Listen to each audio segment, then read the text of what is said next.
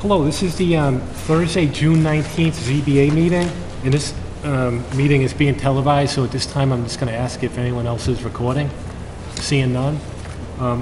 We have a 7 o'clock applicant, Yen Tran, requesting a special permit under section 3.2.5.1, a beauty shop, and section 3.9.1.2, home occupancy, for a home occupation nail salon, 7 Pinedale Road. I'll take a motion to open the hearing. Motion to open the meeting? Is there a second? All in favor? Aye. Good evening. Could you maybe come up to the mic?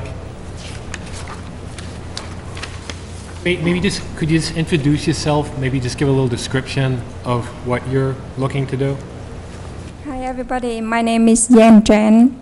I live in 7 Pinedale Road, and I would like to have a nail salon in a garage, work by myself, no employed, because I would like to be more close with my children. I have two, so that's the main reason, and I would like to everybody agree, Okay. accept it. And we got a packet of information. Yes.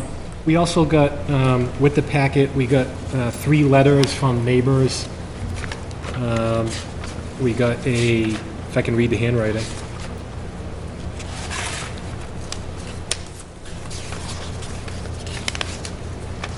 We got one from Ann Say Goodness of number 5, from Anna Hernandez from number 9, and we also got one from Linda Metzger, who I believe lives in the other half of your 2-family. So we got 3 letters from neighbors in support of your application.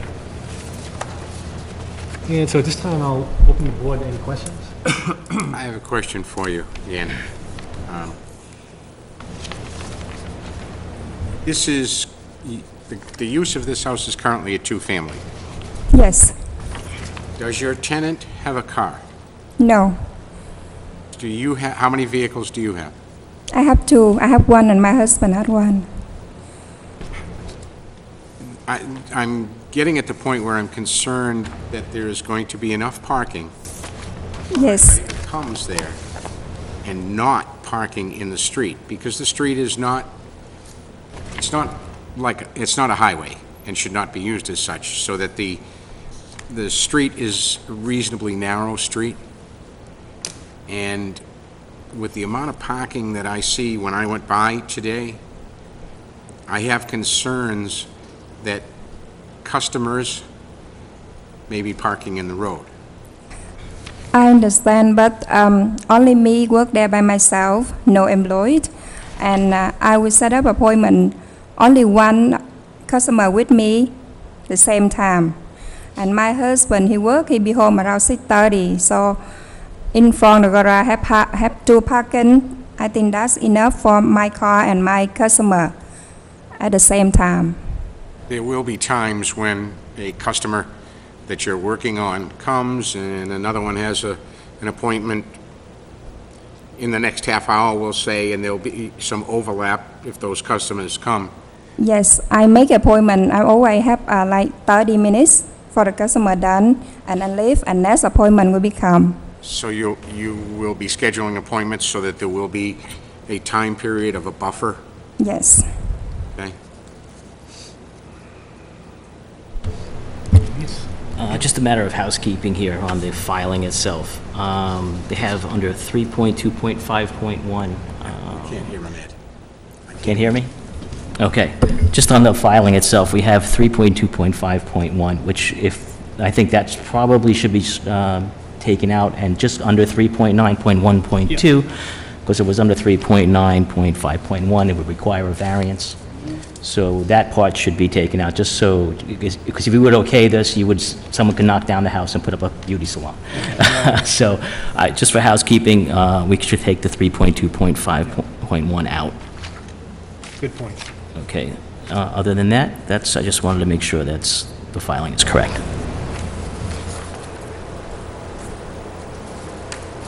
Have some people here. Any other, Bob, Rick? I have no question. I mean, I think you hit on it, the big thing, parking. 2 spaces per unit.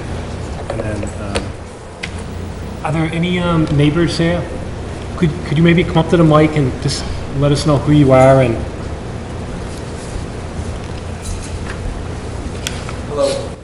Hi, my name is Greg Richardson. I'm a homeowner at 17 Linder Ave, and I'd like to speak against this petition. The state of Massachusetts highly regulates the nail salons, and as the petitioner must know, that the state asks for ventilation requirements to actually go in because of the toxicity and the hazardous materials, and because the vapors are very, very dangerous. And my concern is where the vapors are going to go. I do agree with the gentleman that Pinedale's a very, very small street, and the houses are close together, and the smells and the vapors are going to go somewhere. And where I do think they're going to end up wafting into is into the houses. So it's a small neighborhood. I don't think that this type of business belongs there, and I'd urge the board to vote against it. Thank you. You're welcome. Thank you. May I ask you a question? May I? Certainly. What type of smells were you concerned with? Well, primarily the smells of the I know with the vapors of a nail salon. It gives off certain vapors, and Such as? Be specific, such as. In other words, tell me what the vapors that you're concerned about are. I'm concerned about the chemical vapors that are actually given off by the What is the chemical that you're speaking of? nail polish, acetone. So you're concerned, I don't think people, I think they use another chemical other than acetone, but we will ask, but you're concerned with the smell of nail polish? Yes. And not only that, but not only am I concerned about it, but the state of Massachusetts is also concerned about it because they ask for ventilation machines within the nail salons as a rule for the safety of the customer and also the workers. And I'm sorry, I didn't get your name or... Greg where- Richardson, 17 Linder Ave.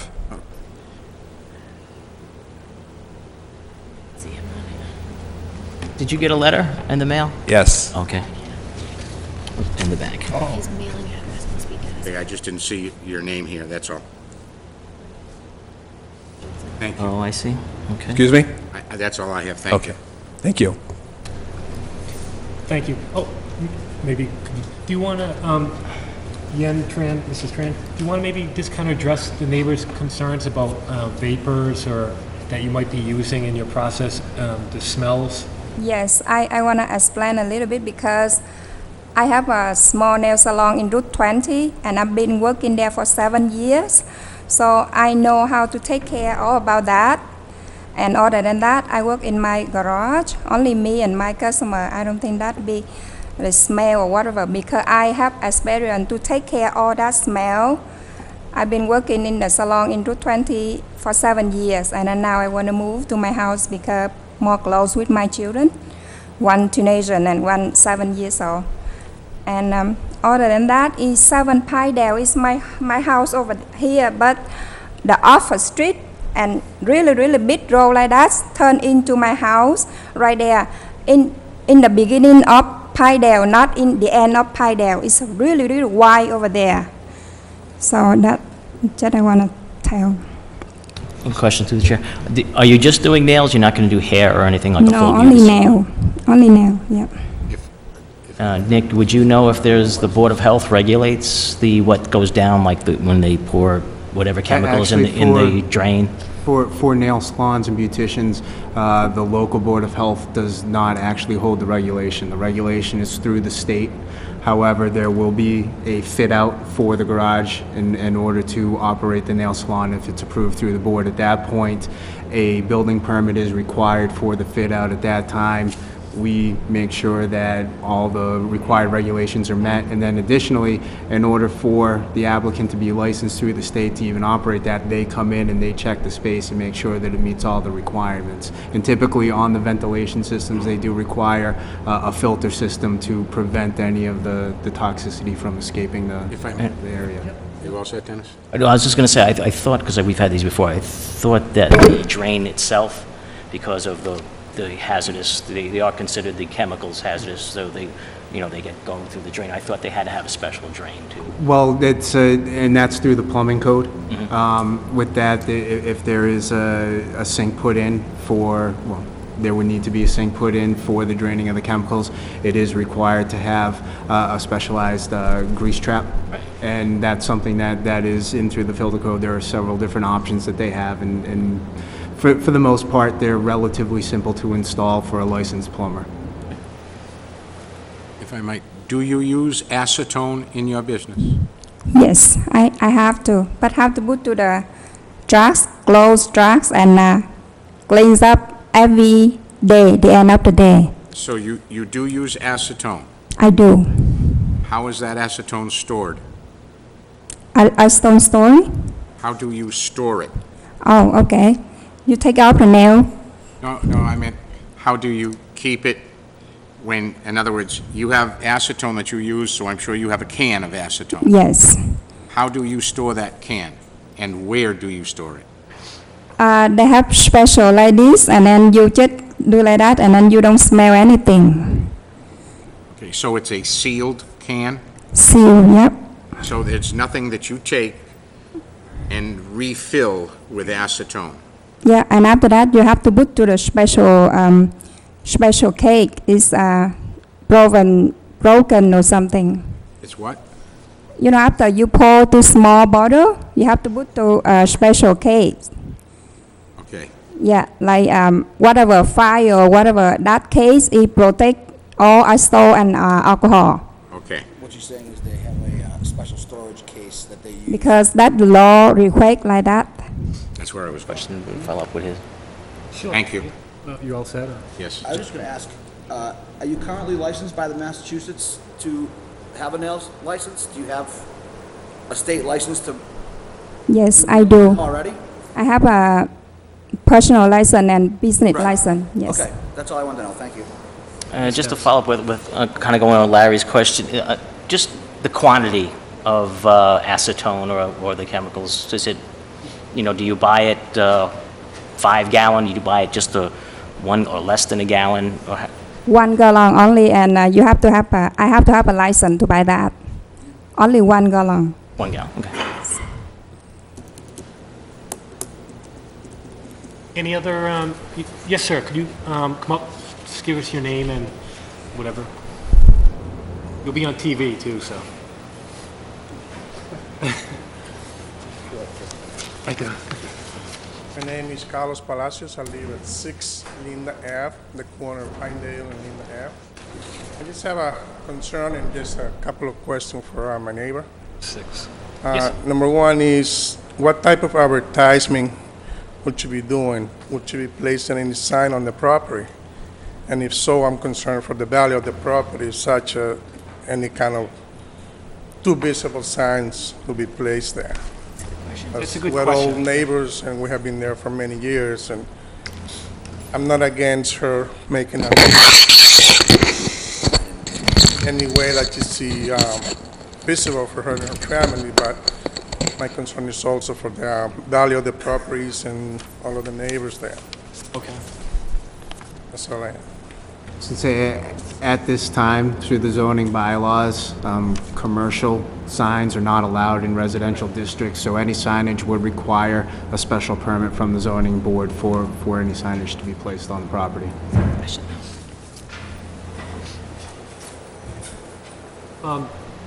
Did you want to say something, or no? Come on, you came all the way out here tonight. I know you wanted to say something.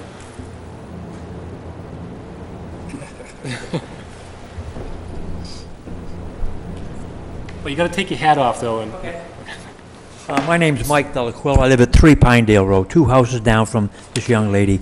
She's been a good neighbor for many years there. My only concern is, I've been there for 57 years. It's been a very nice street. The only concern I have is traffic. And occasionally, and I've been after the highway department to put a sign up at the end of the 290. You can't see the sign that says Route 12 to the left. It's always covered by trees, and the trailer trucks come over our road, day and night. I'm just afraid that there's going to be an extra amount of traffic there. If she can say that there's only going to be, I have no idea how many vehicles are going to be there in the course of a day, and weekends. In the packet of material we got... Excuse me? Oh, in the packet of material that we got, the applicant indicated typically one customer at a time, and in the space they're going to How renovate... often? I'm sure the applicant could... on Sunday, and Saturday, and up close on Monday. So 10 to 6 from Tuesday to Friday. How many customers a day? Around 4 to 5 customers a day.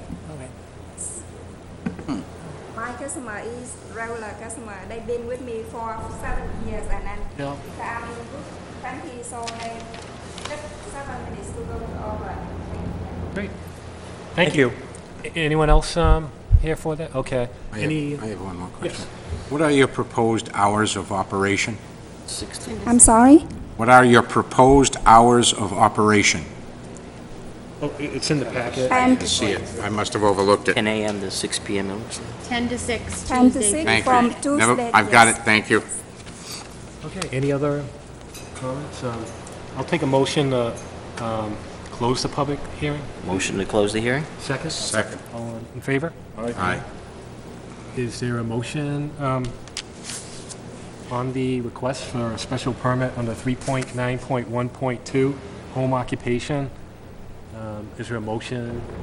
I'll make a motion to grant the special permit under section 3.9.1.2, Any conditions? home occupation.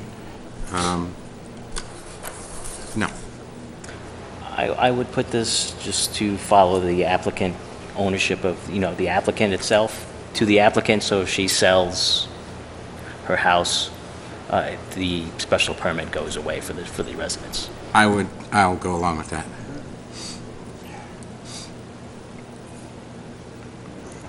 And is there a second? I think Dennis. I'll second. Second. All in favor? Aye. Aye. Great. You're approved. The only condition we have is that it'll be tied to you as the business owner living there. So if you move, then the special permit at the address will Thank you. go away. Thank you, everybody. Thank you. And that was 3.9.1.2 only, right? Yes. Because I thought when they put that there, they were just more of just to kind of define it, but definitions. Yeah, we did Okay. not Okay. reference that at all.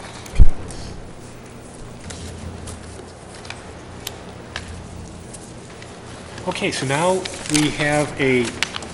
we got a 7 o'clock applicant continued from the prior meeting. Thomas Silver and Gerald Gray requesting a variance on section 3.2.6.5, commercial recreation to operate a recreational facility at 440 Washington Street. I'll take a motion to open the public hearing. And I'm going to recuse myself. Dennis Silver. I'll make a motion to open the hearing. Second. All in favor? Aye. And we should note that Mr. Cussy was not here last meeting, but he watched the rebroadcast of it, so he would be an eligible voter. Good evening, Mr. Yes, sir. Just prior to that, for him to be an eligible voter, he just needs to sign the affidavit saying that he did watch the meeting, and then we submit that in with the packet. That way, we have all the paperwork tied up.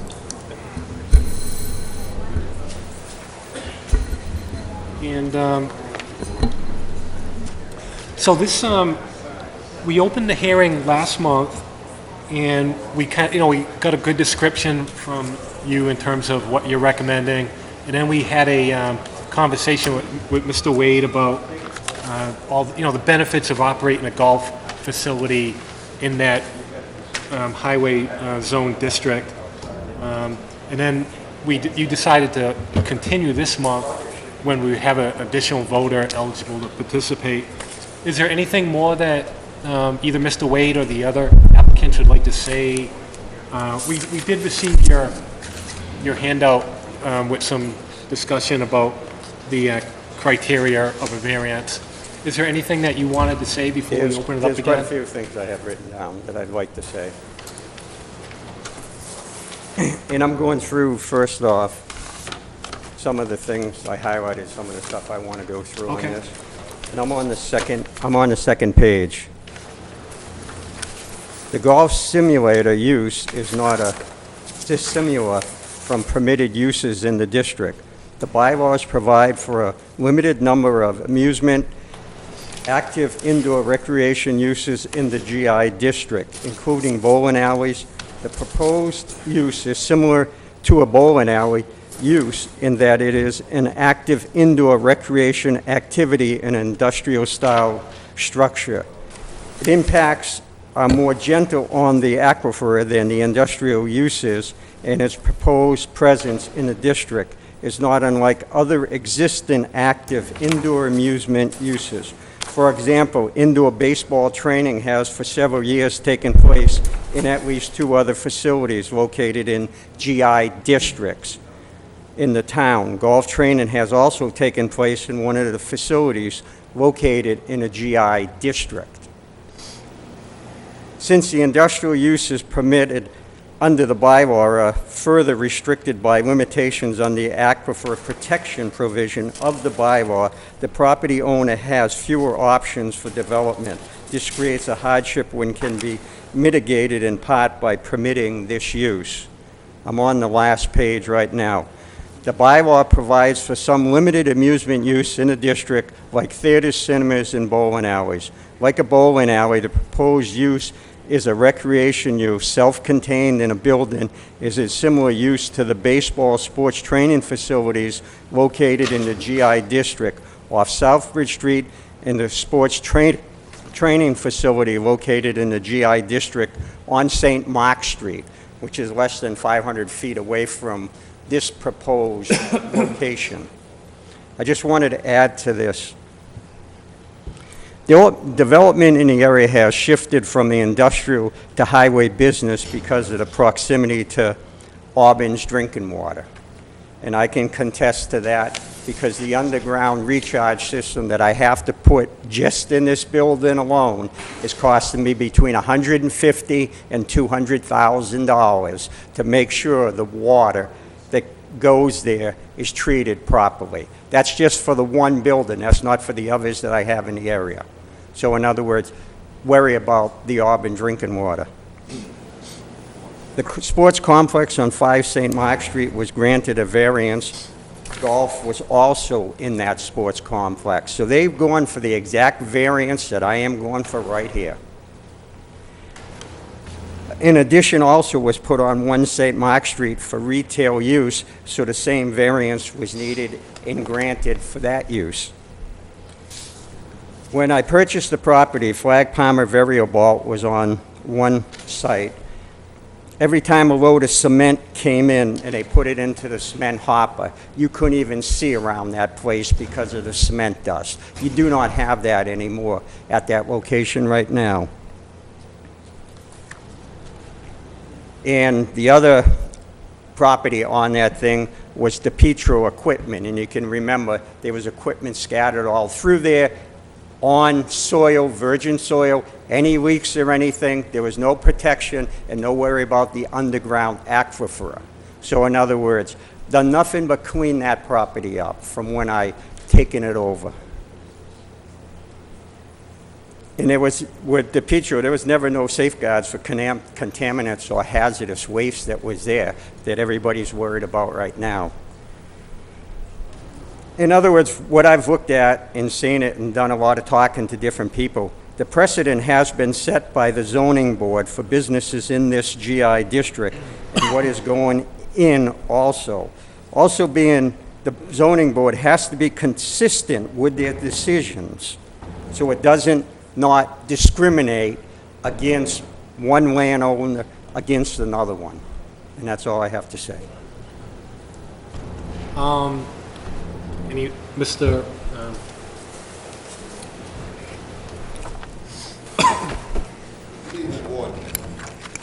I'm very concerned that with the language Mr. Wade's using on this property. One, he's been advertising. Excuse me, sir, could you tell us your name? Oh, I'm sorry. Mike That's okay. Robidoux, 34 Mill Street. Thank you. I'm water right next door. He's been advertising from day one, strip mall. You know, the pool quick went over this board is pretty good, you know? Hardship, I don't think so. He makes a lot of money off all those properties.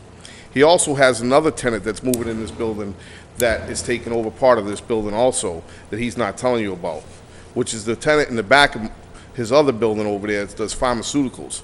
He wants to rent half the property too up front. He's waiting for you guys to approve this so that he can move in up there too. So I'm sure he didn't tell you guys about that. But he hasn't even finished the property at 4, I'm not even sure what the property is next door to me, but he hasn't even finished the property next door with the trees. He was supposed to plant 250 trees, and that's on his conditions with this board, well, with the conservation board. And I still haven't seen one tree planted yet. And so for him to say that he got a hardship with that building, he knew from day one that he wanted a strip mall there. He didn't want nothing but. What he applied for with the planning board was for storage, and that's what that building should be. Thank you very much. Thank you. Any other neighbors? Oh, Mr. Wade, you want to? I just want to answer those remarks, because me and my abutter do not get along, okay?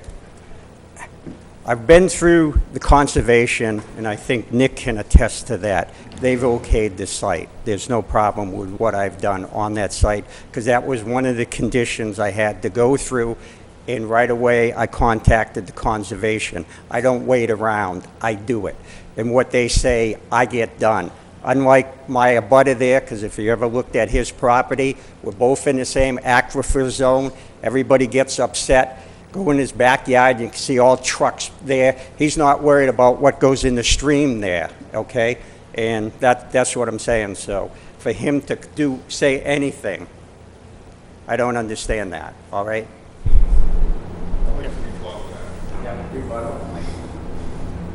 He's trying to snowball the board, all right?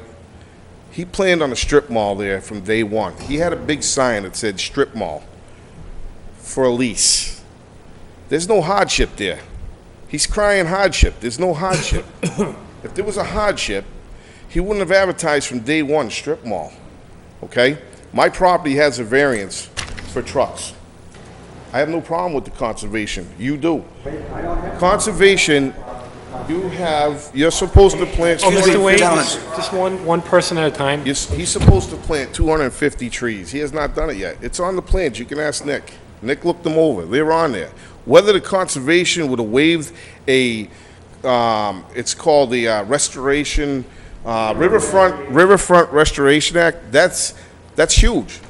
And that was what he was supposed to do, and he never finished it. So that's my concern, you know? The building he built up there, it's just an awkward building to begin with, but I would suggest this board to really look at what he's trying to do here. He's trying to snowball the board, and I'm against that. I don't think if he was honest to begin with, he wouldn't have advertised strip mall. He would have been honest with you guys all along. But he's not been being honest. Thank you. Okay, thank you. Any other neighbors here? Oh, yes, go ahead. I would like, I want to bring up something that you have mentioned. It's all right there. That you have mentioned, the use of the word hardship. Okay. In going for a variance, a financial hardship is absolutely not considered as criteria Actually, for yes, it is. granting. Huh? Yes, it is. Through our zoning bylaws, it is. The state bylaw is financial. We have local zoning bylaws that we follow. And through our local zoning bylaws, financial hardship is an allowed. I'm going to excuse what I'm saying until I can see what Mr. Antanavica is saying.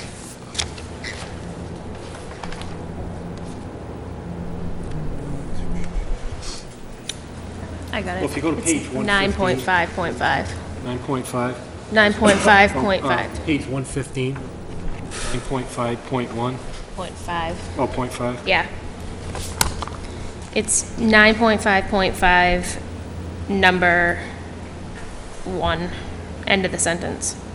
0.5. So it's that paragraph, second from the bottom.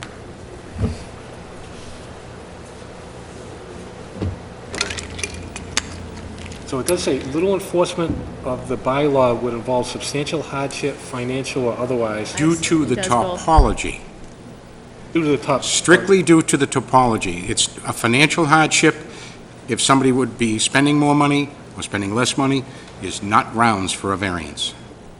It's, the financial hardship would have to be strictly due to the topology of the parcel.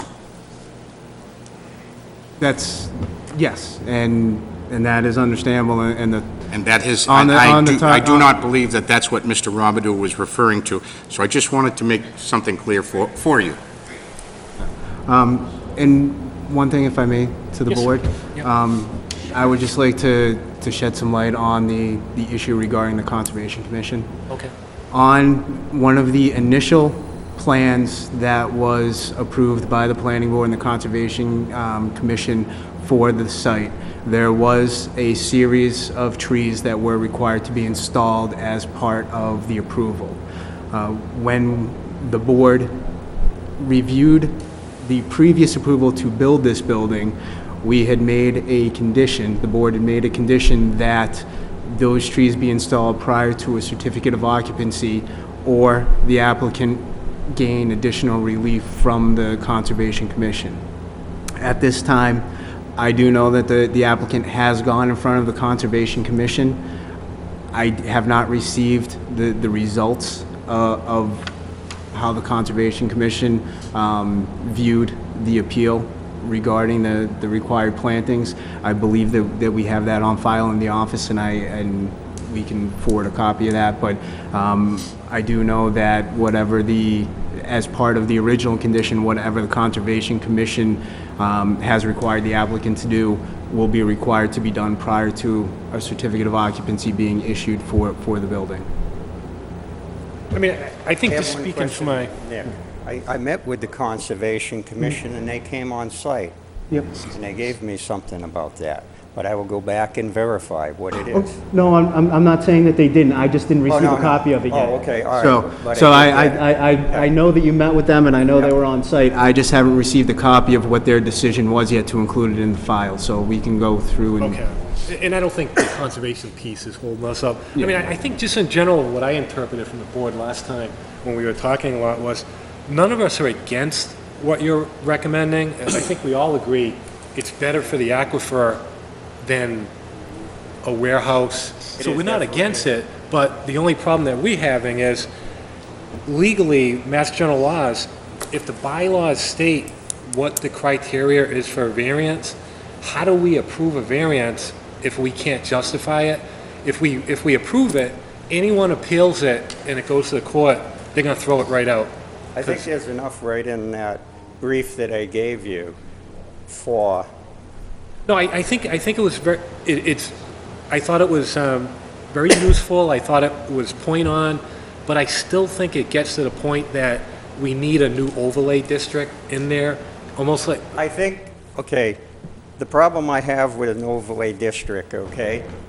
Everybody that came forth before me should have been told to put an overlay district in, and we can go back and forth. Yeah. So in other words, you're making me do something that the zoning board has not made anybody else do. And I really think it's up to the zoning board to start changing that overlay district that you're talking about, all right? Well, but that's- it's, in other words, I can't understand why the board can say I have to do it, and yet everybody that came before me didn't have to do it. oh, all no, right? I'm not saying you have to do it, I think it's something that the town needs to do, but it's like anything, you need somebody to drive it, and I think the planning board would play a big role in that.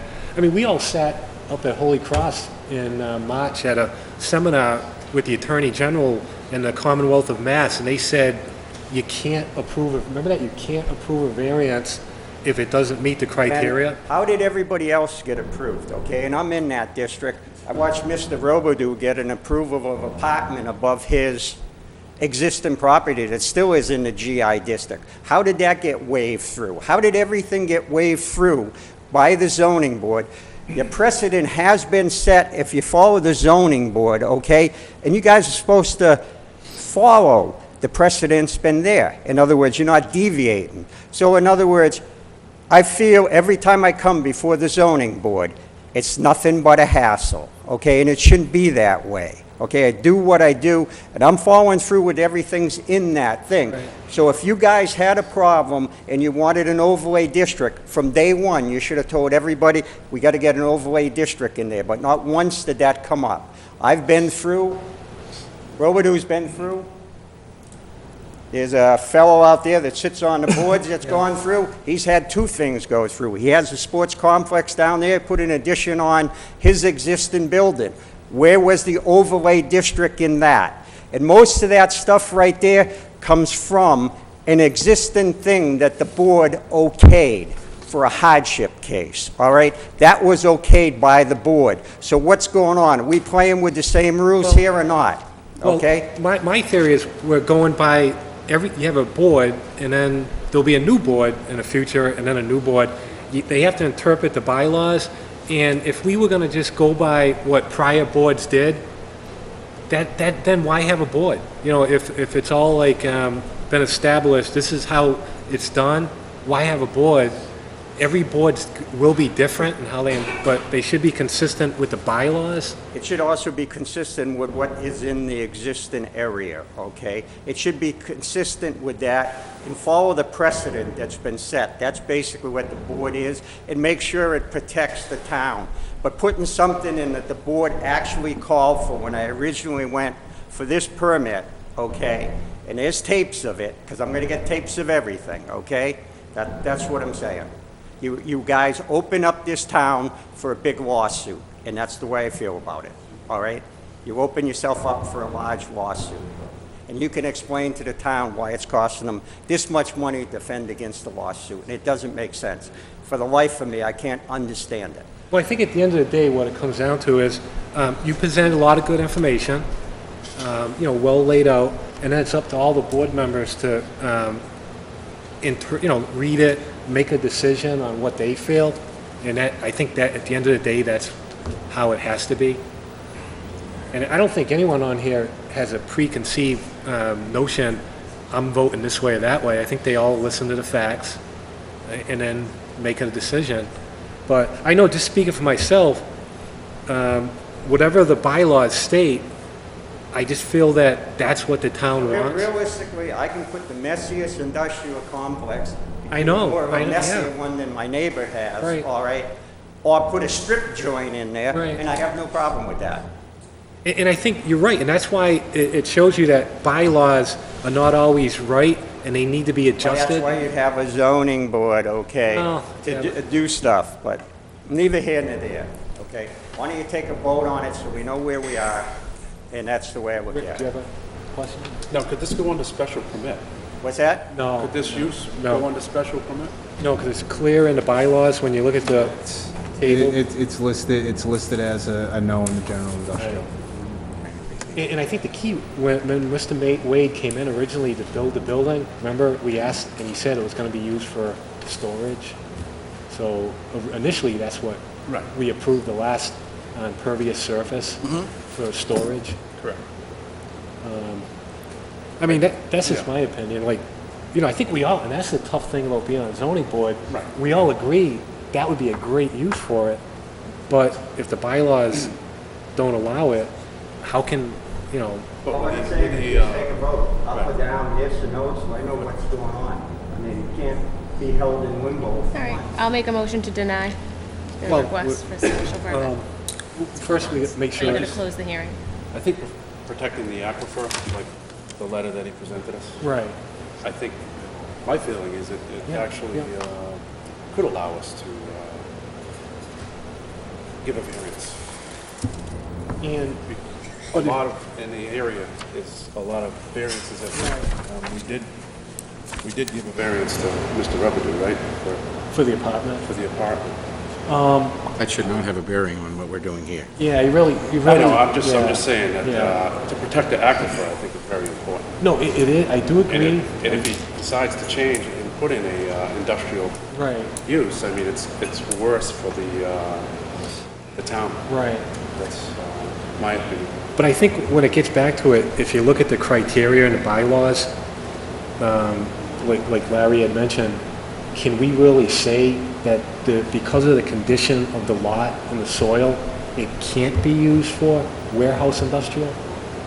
Right, I see what you're And, saying. and I think that's, so I think I agree with you too. I'd love to have this operation in there, but once you do it, then every other applicant coming in the future, you have to do the same thing. Well, you don't, because each If I may, case is if I may individual. to the chair, while the industrial uses are allowed there, the other caveat is though that because he's in the aquifer, additional relief would need Right, to be right, yeah. granted because of the type of uses that are allowed there. So Yeah. it wouldn't be just, this is an allowed use, it's by right, you're allowed to come in here. The zoning board would need to go through the same process and grant additional Right, relief yeah. and And if it makes and sense. hardships. So basically, the way that the bylaws is written, pretty much nothing can be built on this site without some type of relief from the zoning board. That in itself is a hardship. Yes, sir. Could I say one more thing? Yes, yeah. I think if you read through there, you also find the bylaws do allow for some of this in that district. So it is already allowed. Well, I did notice your part about like the movie theater, some different things. But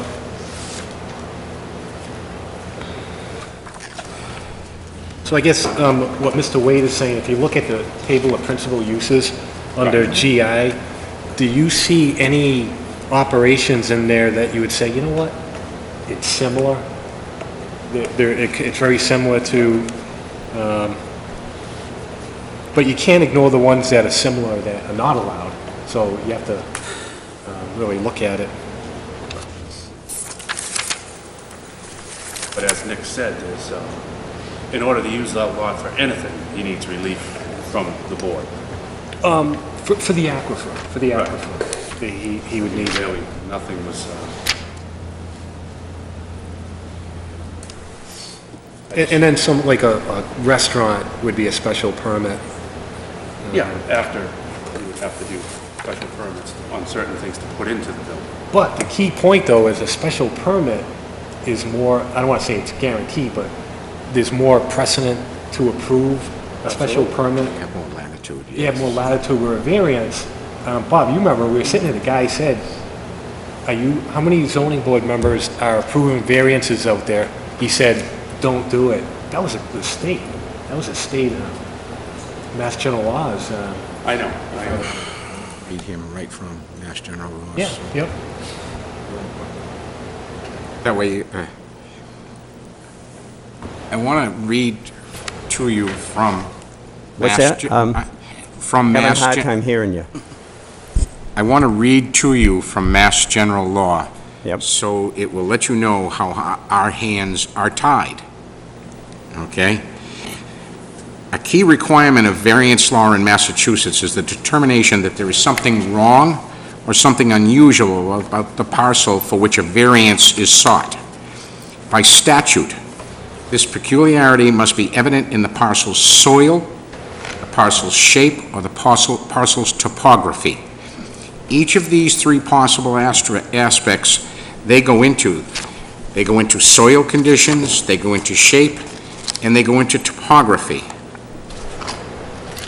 Now, the other thing that I want to read to you is Massachusetts courts have held that the hardship must relate to the premises for which the variance is sought. In addition, the hardship must be linked or be caused by the land's unique or problematic soil conditions, shape, or topography. That is the hardship that I was referring to earlier, okay? Unless the topography or shape of the land caused the hardship, no variance may be granted lawfully. I would say to you that Well, the other thing is where if you talk about the Aquifer 2 zone, which this is in, then you're kind of limited to what can go in there. And what I you're trying to understand. put in there. I understand that part, but if you, I know, you have a very nice brief here.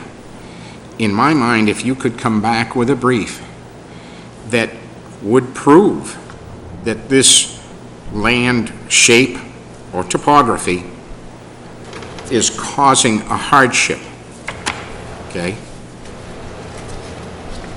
That gets you by one of the hills that you've got to climb.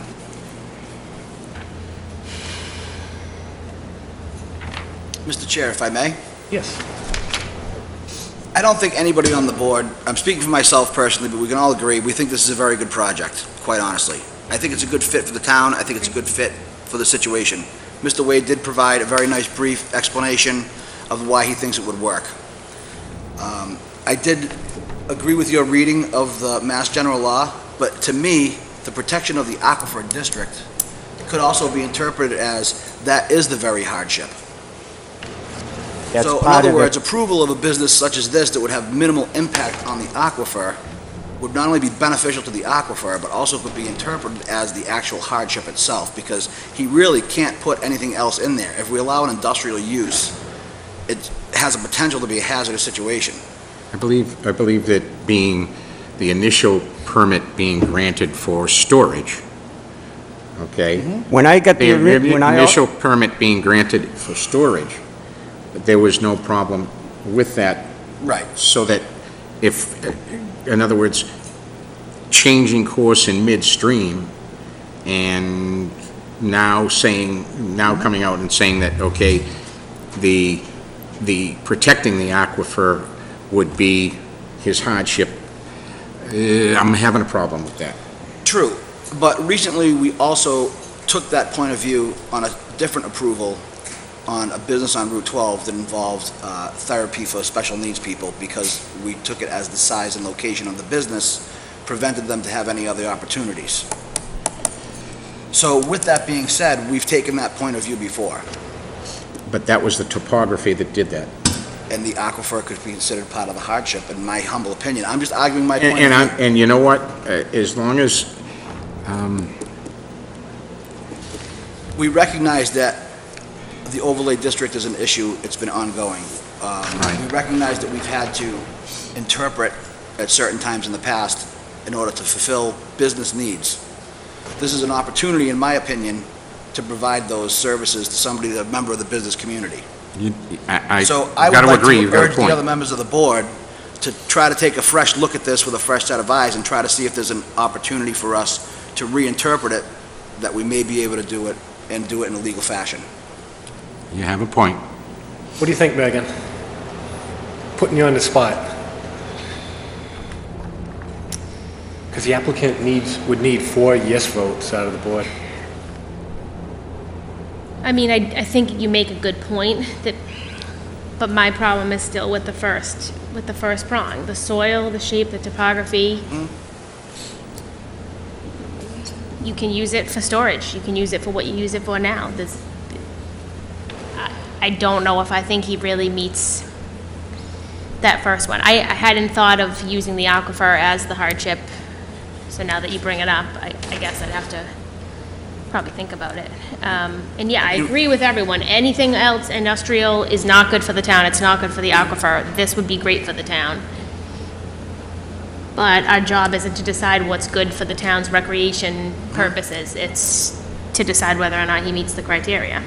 Agreed, but I think one of our most important mandates is to protect the aquifer. That's what we've always stood as members of the board. I would agree. I think this opportunity presents itself as a way to establish a business in such a fashion that it would really protect our aquifer and allow a new business to enter the community and to provide Mr. Wade some rental opportunity. I have a question then to around that. What has been done previously, or right now, what you have done has been to protect that aquifer? What you said cost you between $100,000 and $200,000, correct? In other words, that's the cost of the system that I'm putting in on this building right now. So that was to protect the aquifer. Yes, it is. So In other words... is indeed the aquifer still a consideration? Because aside from what the use of the building is, the aquifer is protected already, so that, is that still going to be a consideration? I think I would rather defer that to Nick.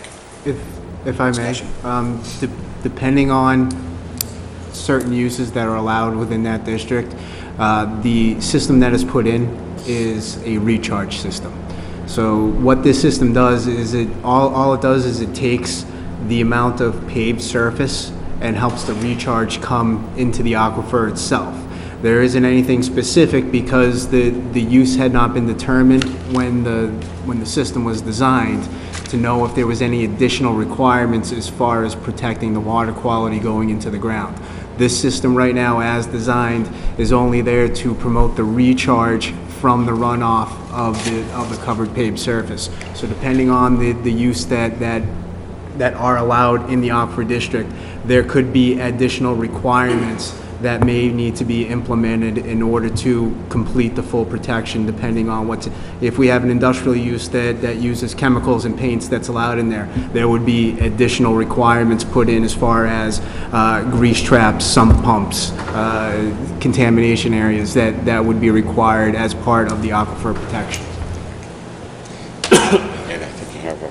And I would say, looking at the table of principal uses, what would be allowed with a special permit, a restaurant exposure, cafeteria exposure, so, and then also a adult movie theater. So I was trying to relate, is there a similarity between the golf, where you're hitting into a movie screen and then you eat? And an adult movie theater? Well, you know what I mean, but like the similar, so I'm trying to see, are there any similar type of uses that are allowed by special permit as what the applicants... Well, one of the allowed uses is a movie theater, and you just said yourself that you're hitting it into a movie screen. Right. And here the thing is, you're talking about a movie theater, and this was written several years ago. Technology is dramatically improved, as you know, leaps and bounds every day. Right. So, in my humble opinion, it does fit somewhere within that criteria, and it is certainly better than an adult theater, no question about that. I think he had mentioned in the last meeting that he had considered some food options and possibly even pursuing a beer and wine license maybe down the road if they become available. So, again, it fits in that. Yeah. I'm going to just advocate to the fact that I think it fits within the criteria of what we're looking for. And I think it wouldn't be that hard of a stretch to use the wording in a variance, provided based on the information we have now to grant it.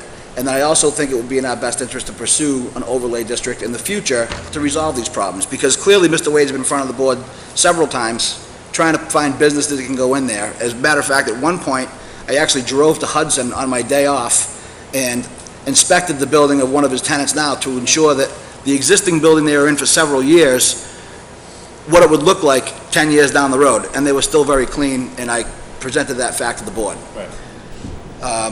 I also see it as a win here because with the restrictions that Nick had mentioned, he's going to have to put the trees in. He's going to have to finish the property a little bit more. So are we stretching our neck a little bit to get this situation approved for the greater good of having all these other projects that have been waiting in the wings done? In my humble opinion, I think we are. And And Nick, I'd like to, that would be my last comment on it. and Nick, does any new tenant, would that have to go before a planning board for the parking, entrance, exits on the site? What we would do is, depending on the tenant that goes in there, any variance or special permit that's approved does require site plan approval from the planning board. The applicant can apply for a site plan waiver depending on, since he's already got site plan approval, if the amount of parking that's required for this use is equal to what's already existing on site, the planning board has the ability to grant the site plan approval waiver. If they feel that there's going to be an increase in traffic, they do have the ability then to request some modifications if needed. Yes, Mr. Robidoux? Just a couple of questions.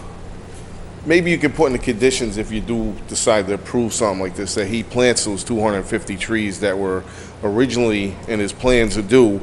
Because he lets the town use his facility, they kind of waive a few things for him, I understand that.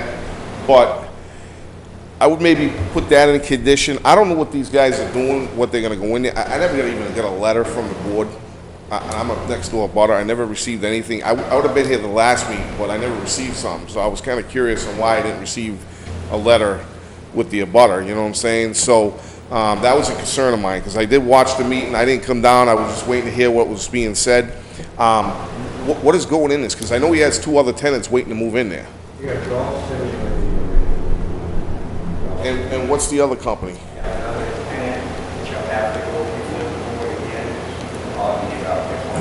No, what about the pharmaceutical? Pharmaceutical guy there. He wants to move in there. He wants to rent half the building. He says he's gonna rent half the building. He came Hold on, down and excuse me, talked to gentlemen. me. First of all, you can't speak to each other. right. Per the rules of So- order, you have to speak to us through the board, but first of all, just let me clarify. When we're making a decision here, we have to use the information that we have presented to us in front of us this evening. We can't speculate on future tenants or his intent. We Well- have to look at this one particular item and address this one particular item at a Well, I time. can say this, he applied for a permit before for the building next door, Mm-hmm. and now he's got 3 tenants in there, and it was only supposed to be 1. So how did that come about? You know what I'm saying? He moved 3 people in there. All right, thank you. He didn't May I come ask a before the board. and Mr. ask. Robidoux, I heard you mention the trees. Yes. Do those trees in any way affect your property, or do they Well- affect water runoff? Well, or yes, anything? water runoff, that's one issue, but the other issue is, you know, when I built my property, I had to make sure that I didn't touch any of the aquifer. He removed all the trees that were over there, and part of his deal was he was gonna replant these trees, and it was in the plans. I went to the Conservation Board, I went to all the meetings, so therefore, if I had to follow the rules, why doesn't he have to follow the rules? Well, And I it's been believe gone. Mr. Antanavica has stated that he is Yeah, but I never currently in received- I compliance never with the received the letter Conservation Commission? At this time, again, when the board previously approved the previous application for the building itself, Okay.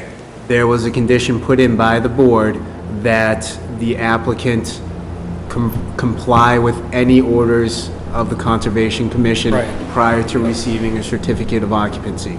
At that time, again, I said, I believe Mr. Wade did go in front of the Conservation Commission. I know he did do that. I know that they've been out there and looked at it. I don't know what the results of the Conservation Commission were. However, due to the conditions that the board has already placed on the previous approval, he is going to be required to comply with whatever decision the Conservation Commission Is made that a prior to it. requirement that we can place, if this variance is granted, is that a requirement that we can place that he be in compliance with all other I think decisions? that's already sort of built in, that they have You to know, be. so that he would have to put in those trees?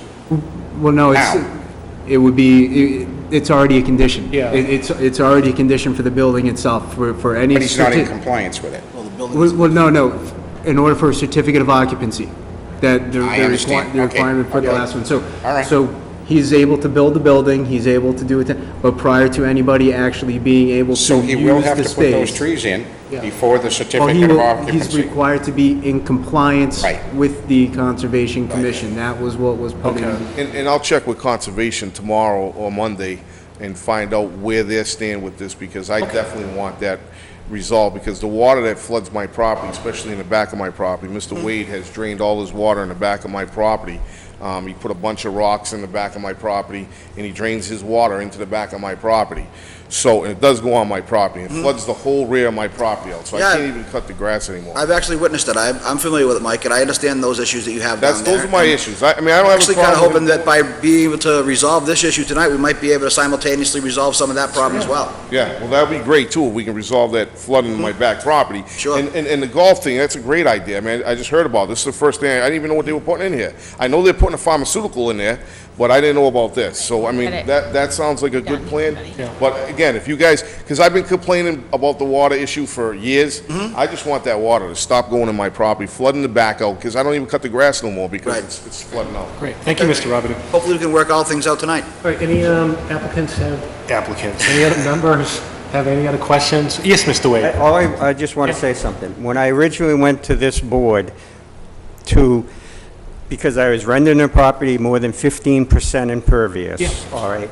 They put conditions on what Nick Yeah, said. yeah. I've met with the Conservation Commission. I will meet with them again and Right. verify what they gave me is what I need, because I understand I have to comply with conservation Yeah. before I get my my occupancy permit.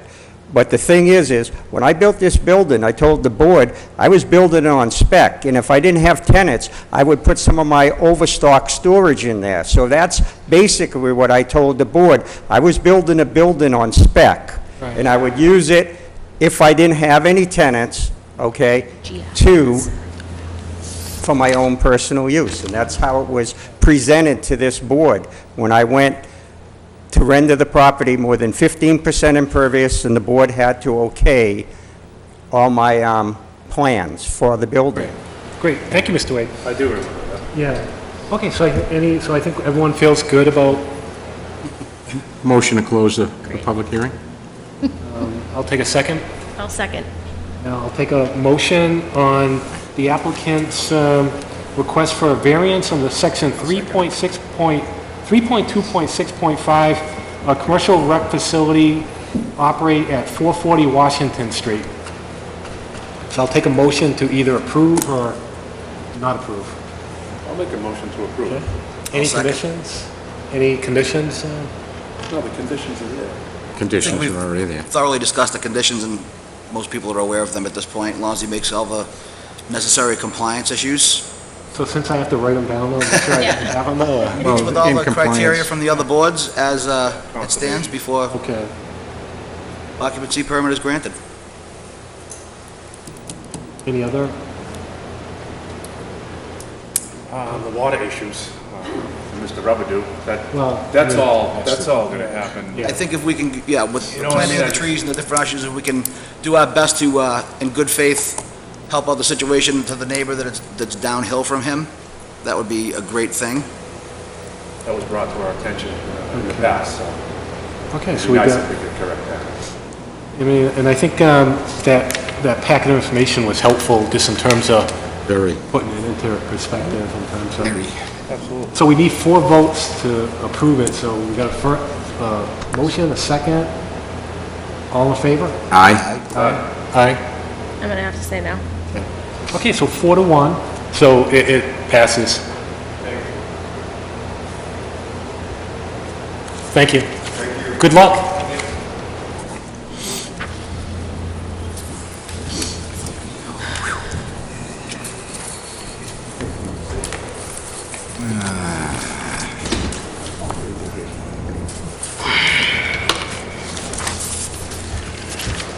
That was a tough one.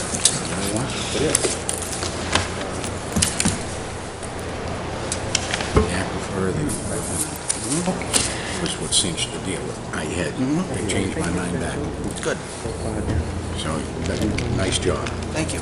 How long did that take roughly, a half hour maybe? I think so. I think what Bob brought up More than a half hour, I'd say. cinched the deal from Okay, so we have a 7:30, we're a little behind, we've got a 7:30 applicant, Allstate Sarah Brophy Isbill, requesting a special permit under section 7.6.1.1 of the Auburn zoning bylaws to add a second or an additional freestanding sign at 492 Washington Street. Good evening. Good evening, how are you? Good, how you doing? Good. For the record, my name is Heather Dudko, 27 Old Meeting House Road in Auburn, representing the sign installer, Philadelphia Sign. And we also have Sarah Brody Isbill with us tonight, the Allstate business owner. Great. Okay, so the petition before the board tonight is a request for a special permit for a freestanding sign.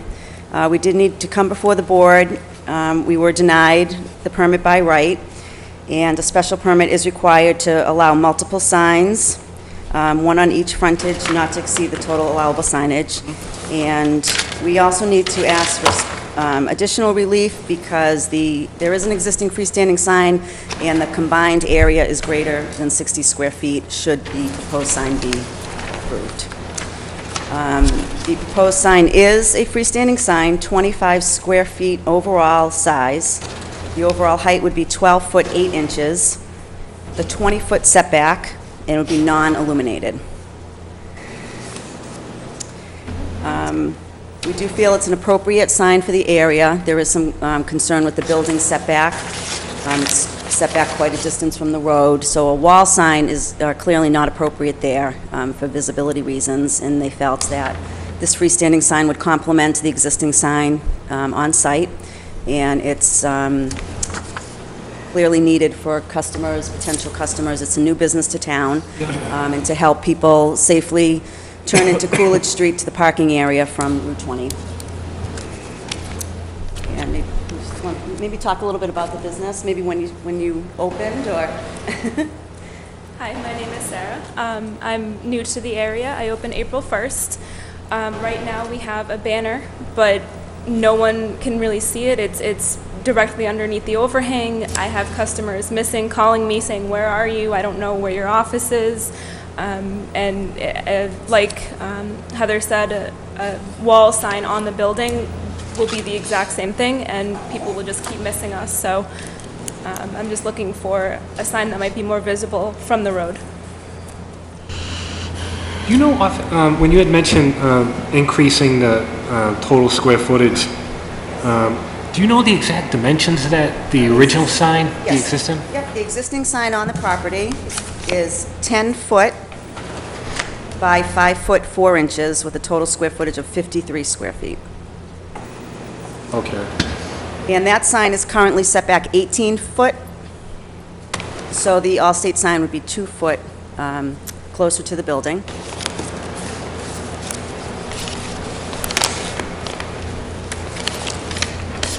And that sign currently lists a number of tenants, and it is full. So there was no opportunity to place a tenant panel in that sign structure without an alteration to that sign. Okay, we got your packet with all the information on the sign. Do any members have A question, the owner of the property, I mean, are they against maybe just adding on to that sign? Because it would make more sense than putting up a second sign that's almost hard to see, rather than keeping everything in the one location, just adding another level for her sign. I'm not quite sure about the answer to that. I know that the owner is in full support of the second sign.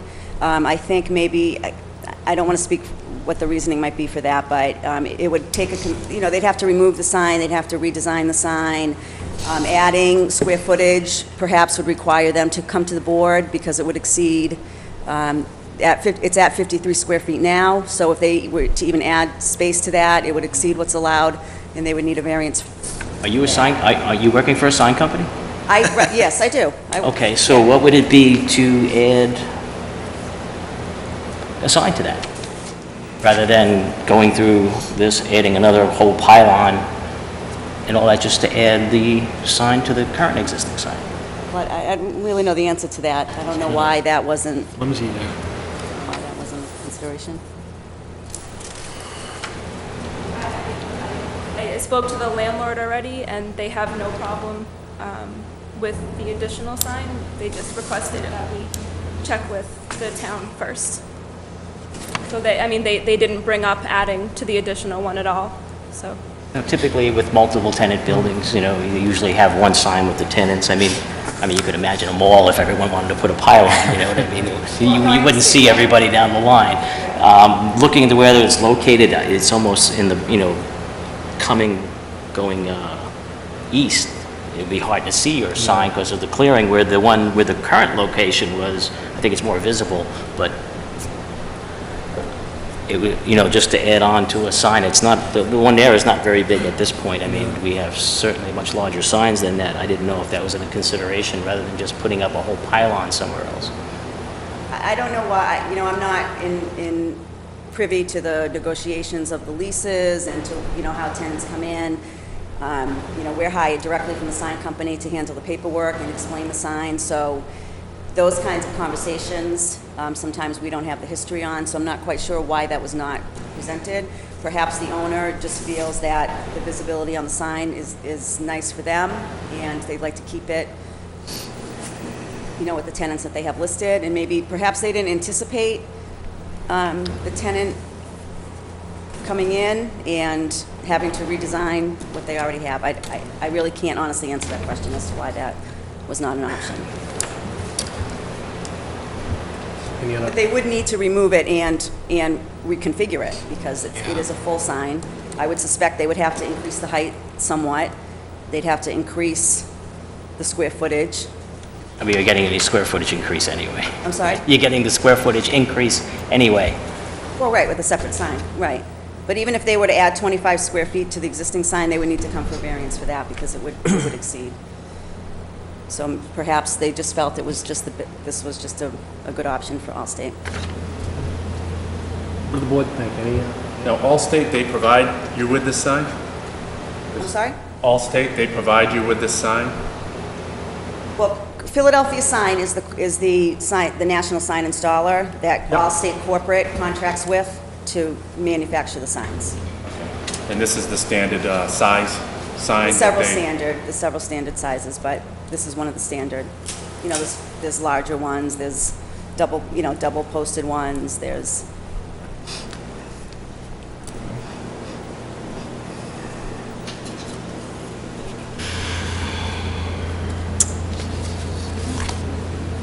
The proposed one's 25 square feet, and then the existing sign is 53 square feet. So it'd be, two signs together would be a total of 78. The bylaw allows 60 square feet. So we need two reliefs too, one for the location on... Second. And the second one for the square footage, correct? Right. One for location and one for square footage. Right, because corners, two streets, Right. there's supposed to be one on each street Right. rather than two on one street. Right, I So- believe it Yeah, provides so- for the separate frontages. Right, so one for location and one for square footage. Square footage, where the original sign, the sign that's there is how many square feet? 53, 53? and you can have Okay. 60 in total, Yep. multiple Okay. signs. And we've had a history of increasing, Yeah. you know, the sign. Well, I think the sign is And there's no wall signs currently on the tasteful. building. Yeah. definitely. So it comes down to, from the board, is everyone okay with a second sign, or do you agree with Dennis's thought, you know, it's a big deal, but Yeah. can they convert the first sign? I mean, to me, it would look nicer with the one sign, Yeah, like yeah, Dennis says, yeah. rather than having two signs. Right. But that would require the owner of the property. Right, probably, yeah, To put up some money. yeah. Or okay it or whatever. I Right. mean, someone has to Yeah. pay for this sign Right. too. Right. I mean, it's We like, have an approximate distance between the two signs as proposed in this. I mean, I know we can kind of look and take an Oh, it's on the, estimation, but, it's on the plot There's a plan? plot. okay, yeah, I did read it through, but I was kind of a little off on it. That's my concern, is make sure that they're spaced properly, if I you don't all show agree it with that. scaled, I don't show a number noted here, but we can probably scale it out Okay. for an approximate. It looks like it's gotta be at least, it's gotta be at least 40 feet, I would think. That's I go to this building. pretty much where I wanted to get the consensus of how far it was. Yeah. I would say about 45 feet. Right, Yeah. okay. Is this walkway, you know, my dentist is here, so it's a long stretch. So it will be in line with the existing sign, the street there's a little curved, that's why there's a 2-foot Yeah. difference, but it will be on the same plane and in line with the existing sign. The leading edge of the sign will be in line with the edge of the existing sign. Well, you have to cut some of those branches down, though, when the leaves come in. Yeah, that's the thing, this stuff Yeah. has to come out. That's a real... I mean, it's not interfering with traffic whatsoever, I mean, No. and Rick I mean, goes there. it's a business decision on Yeah, her end. yeah. You know, she wants to put a sign so far from where they have to Right. turn to go in. It almost seems like it should be closer to the corner, but I mean, again, that's your decision That's- on here. It's so far away up Right, the right, street. yeah. You'd see an Allstate sign, but then I see your there's point. no entrance there. Right. It almost seems like it would be better off on the other corner or the other frontage as you're driving down Route 20. But again, I'm not it's an your- expert in signs, so. Yeah, it's your business decision, I guess, but But then people on Coolidge Street might not like it because more traffic. That's true. Are there any, Any abutters here on on signs? Do you want to talk about the sign? No? All right, so any other questions for the applicant? I'll take a motion to close, you got a question? I do. Okay. Take a motion to close the public hearing. Motion to close the public hearing? Second? I'll second. All in favor? Aye. Is there a motion on the special permit 7.6.1.1 to allow a second freestanding sign on 492 Washington Street per the information we received? And also, it would involve increasing the total combined square footage above the 60 square feet to roughly 78 square feet. I'll make a motion as stated, Okay. as has been stated. Is there a second?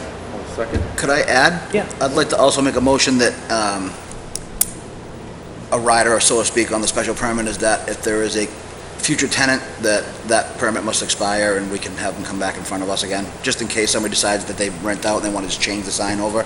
Yeah, in case, like, I don't know how many, I don't know if it's full now or if there's going to be more tenants. Right. So, I'm not sure the office I mean, it space would be available. to add to the signs rather than, if that one doesn't have room for a sign and another pylon, you know, that's what I mean, getting a bigger. They would have to first come, sign. they would have to come also for a special permit. Yeah. They just want to make sure that we're covering ourselves on that, that's all. Yeah. Because if we limit it to, say, 80 square feet, then any other tenant comes in, Has to come. technically, right? They would have to, if we put it, if we approve it, a second freestanding sign, 80 total square feet, so if another tenant moved in, then the square footage would increase, so they have to come in for a special permit again? Correct. Yeah, they'd have to come in either way. I mean, I Okay. think it's full. I don't know how many units are in this building, but I think it's only Okay. like It's full. 4 It is full. units. It is full? It's full. The building's full? Yeah.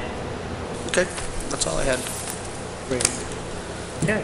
So there's a motion that hasn't been voted on and Oh, right, seconded. So we got a second. Second, all in favor? Aye. Great. Thank you very much. Thank you. Thank you.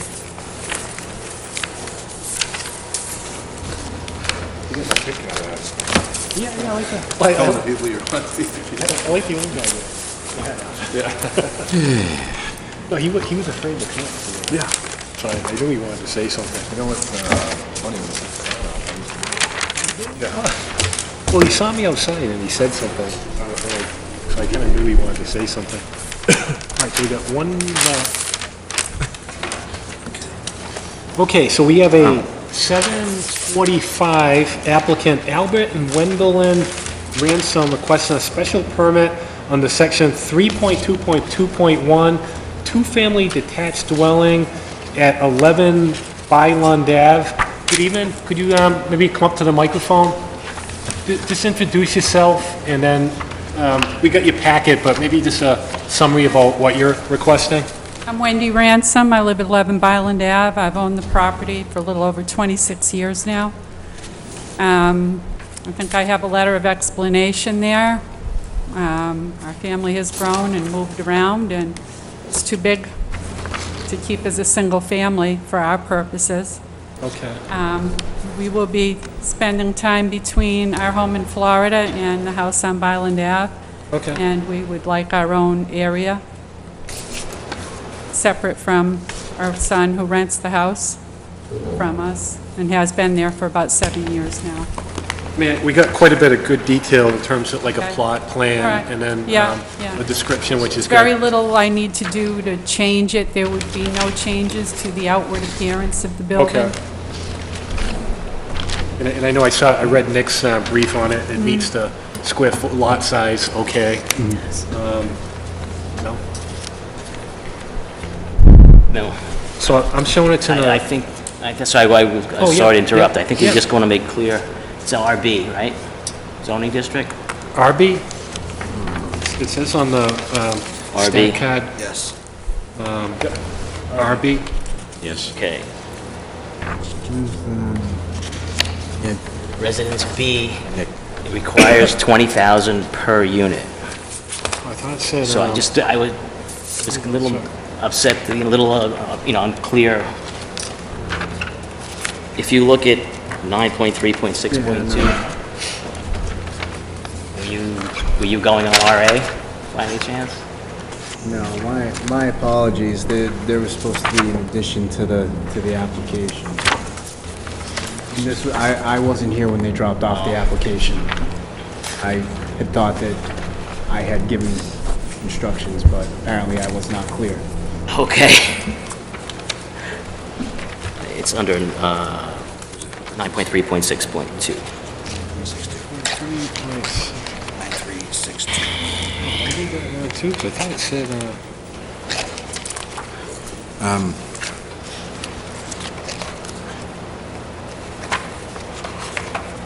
This one, 9.3. 104. Yep. Just so we at least get the right, the filing done. Residence B. Oh, okay, yeah, I think I was looking at, when I A? looked at the chart, oh, I thought I looked at, it was like a chart. How did I see that? Page 84, I think I wrote down. If I may, through the chair. Hey, I apologize. Did I have an opportunity to meet with you when we were filling Yes, this out? yes. Okay. No, wait, I do remember now. And we did look at this. Oh, I looked at, yeah, I looked at RA. Yeah, you looked at Okay, I RA. looked at the wrong one. I mean, we could change this, it would have to be changed to a variance.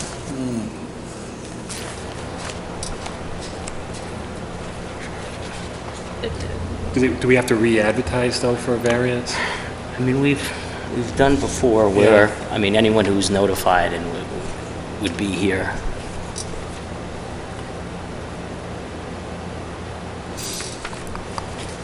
Through the chair, I have a question for Nick. Nick, the secondary means of egress for the So if it's secondary apartment, a family, one, that four, second four means family, 20? would be through the cellar.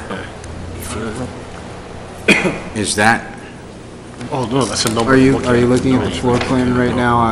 I'm looking at the letter that was sent on May 27, 2014 by the applicant.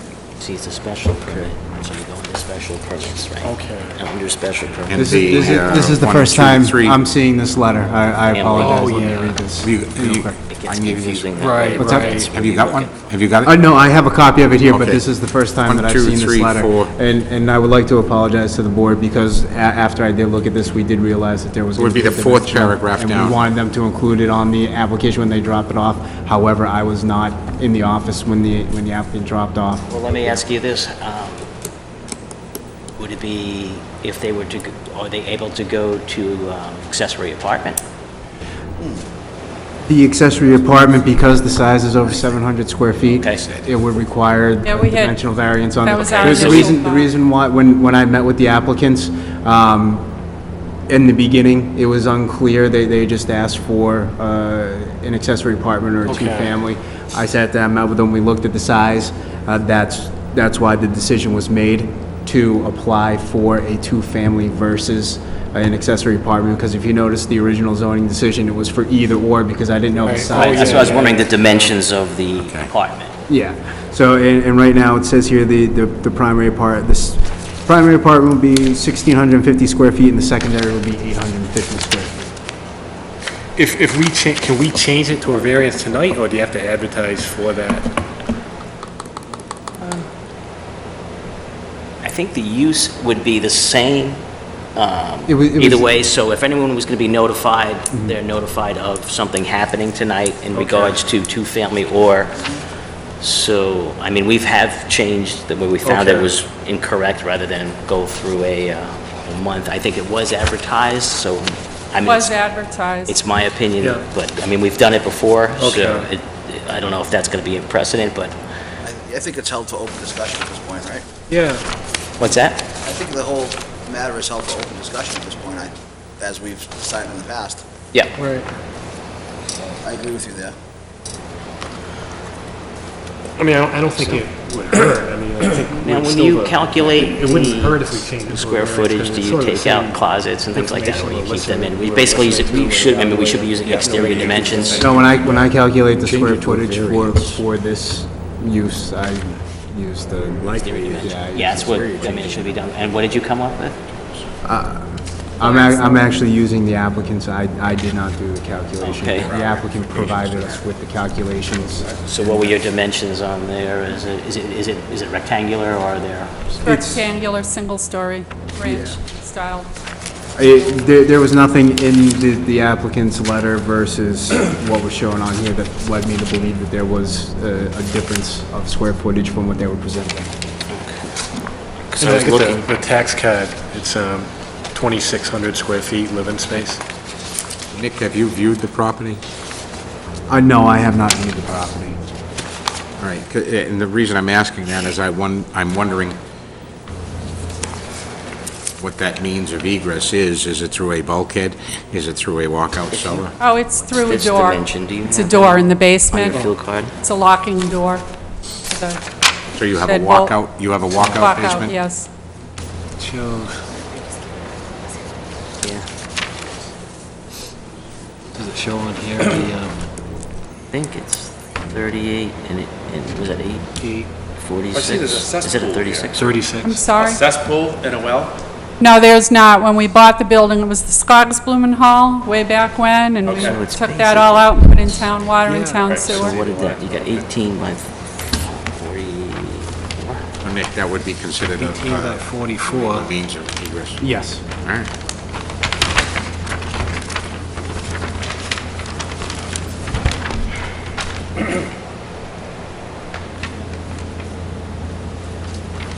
$790, yeah. It's pretty close. I figured 18 by 44, kind of doing some rough dimensions, or at least using assessor's notes here, but they have 19.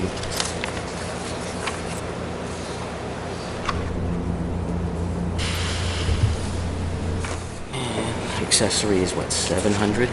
Like 700, but Seven- we've always yeah, had some 700 it flexibility. is.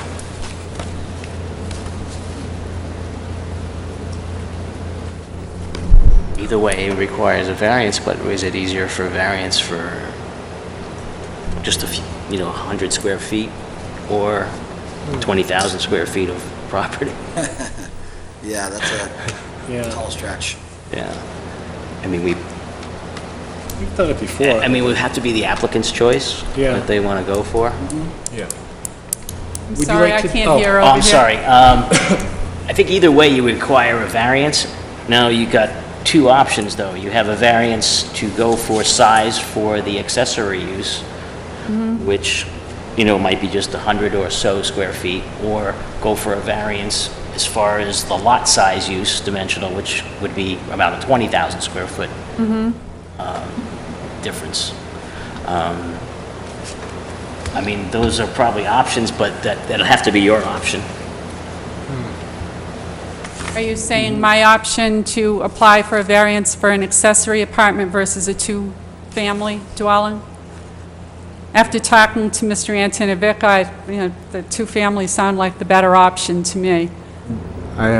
One second, I just want to check what the requirement be for the two-family. You were saying 20,000, when it'd be, they have 22,684 square feet. It's I think it's per- 29,000 required for a two-family in table 5.4. So it would only be for 6,000 and change, not 20,000. Okay, if you look at, because they're applying for a special permit, right? So Right now, yeah. 9.3.6 comes in.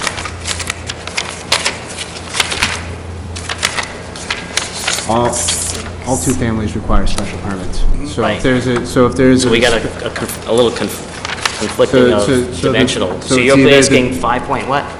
5.4 is the dimensional table, which provides for a two-family with 29,000 square feet. And where are they at right now? I'm sorry, I'm just trying to They're follow at along. 22,684, so it's roughly 6,000, Eighth of an acre we're talking about, roughly, right? Somewhere around there? yeah, about that. Go for a special permit.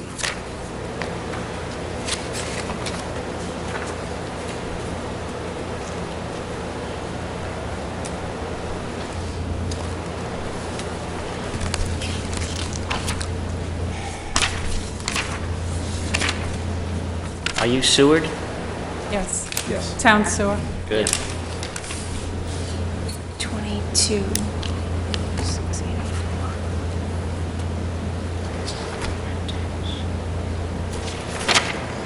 It's interesting on the conflicting bylaw. Yeah.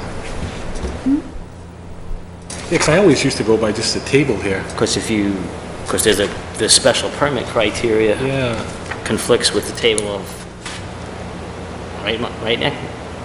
It seems to, because I believe the special permit says that you need the required amount per dwelling unit versus what's on the dimensional regulations. Proofread this anyways.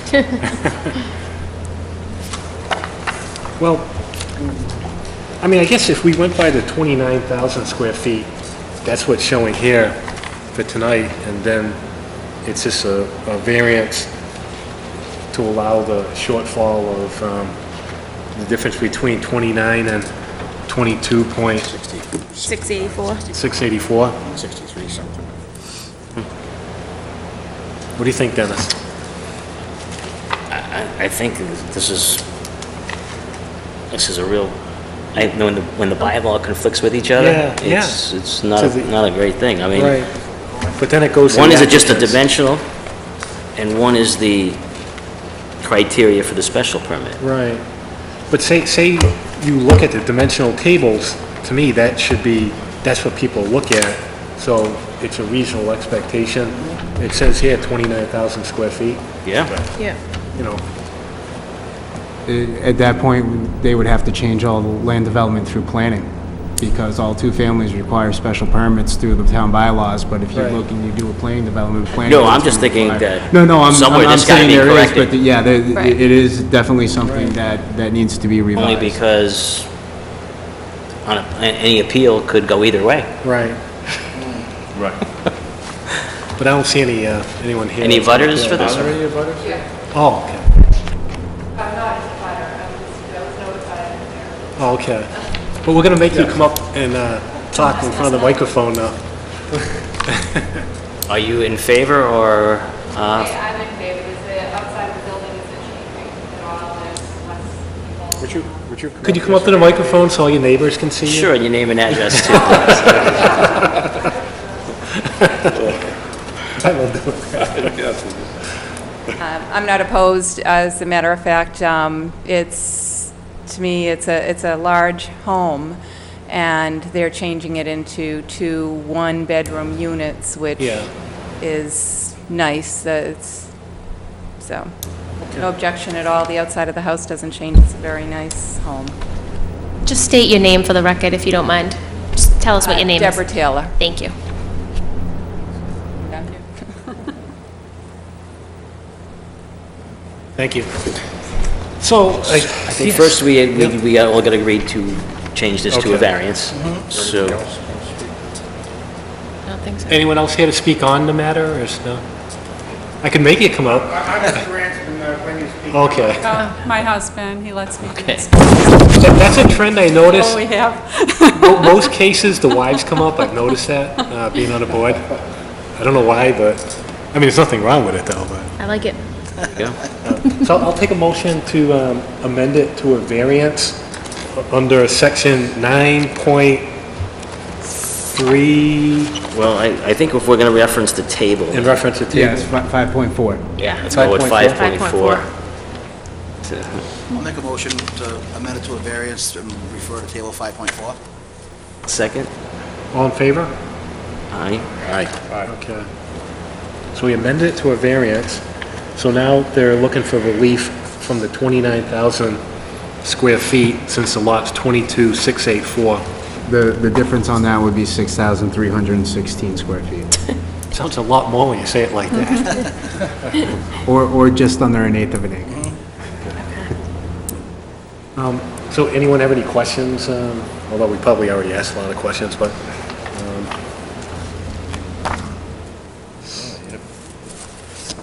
My question was the sewer and water. Yeah. I'm good as long as the, right, no cesspool, no well. yeah. Parking. Make a motion to grant? I'll second. Any conditions or anything? You always have conditions, right? No. Before we go into that, so you're writing the decision? I'll come up with some stuff. Do we make it specific to just her? No, it's a variance. See, a variance That's right, goes so with let's the go with the land. land. Okay. So, let's see. If it were through a special permit, since they are modifying the house, the way that the special permit works is that if the house transfers ownership in order to use the accessory apartment or the second family, the person who purchases the house would need to come to in front of the board to. This can't go special permit. No, I understand that, but I'm I just mean, I wish it saying could. that, saying the Right. difference between the two. If this were a special permit, So now, this stays two-family forever, right? A variance is, Well, they have a variance for a two-family, they can always apply to yeah. be a single family again. They can apply to convert Yeah, it. and actually, that doesn't require any action from the board. If they want to, a single family's by right, that doesn't require anything, so all they would need to do is ask the building inspector and then ask the assessor's office to reclassify the house. Basically, what happens is, we've actually gone through this on a couple of properties. I write a letter saying that the homeowner is relinquishing the right to use this as a two-family, and at any time they would like to go back, it requires a trip to the zoning board to grant a new approval. I mean, I think for justification, we can talk about, it's the Aquifer District. It's next to the reservoir. These uses are allowed in the aquifer. Yeah. There's no special requirements for residential uses. Okay. And there's no way of purchasing probably the neighbor's land, because that would Right, probably right. render that Yeah. an unusable lot. Yeah, that's a good one.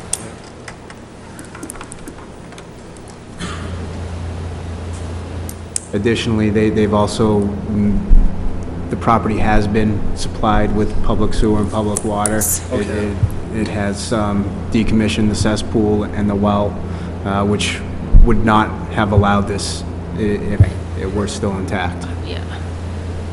Okay. Decommissioned. The cesspool. well and Okay. cesspool.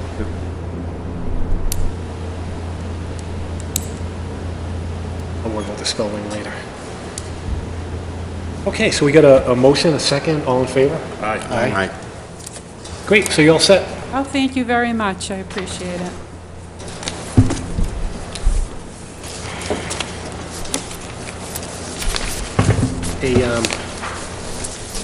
Approval is a lot easier to write than a declaration. Then Oh, yeah, I'll take a motion. Motion to close the we hearing. don't have minutes, so we'll hopefully get them the Second. next. I'll second. All in favor? Aye.